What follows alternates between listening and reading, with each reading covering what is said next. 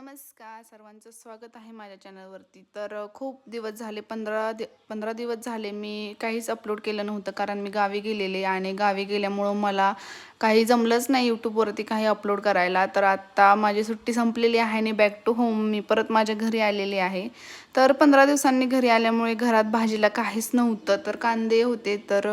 मग मी कांद्याची चटणी करावी म्हटलं, तर मी उभे कांद्याचे काप करून घेतलेले आहेत. तुम्ही बारीक कांदा चिरला तरीसुद्धा चालेल. आणि तो छान तेलामध्ये परतून घेतला. नंतर त्यामध्ये आलं लसूण खोबऱ्याची पेस्ट घालून घेतली. थोडासा गरम मसाला घातला, धने पावडर, हळद, घरात जो काळा मसाला असतो तो आणि चवीपुरतं मीठ घालून त्यानंतर त्यामध्ये भरपूर सारा शेंगदाण्याचा कूटसुद्धा मी घातलेला आहे. आणि सगळ्यात शेवटी त्यामध्ये भरपूर सारी कोथिंबीर घालायची आहे. खूप मस्त टेस्टी होती ही भाजी. तुम्ही नक्की ट्राय करून बघा आणि चला चॅनलला लवकर सबस्क्राईब करून जावा. थँक्यू.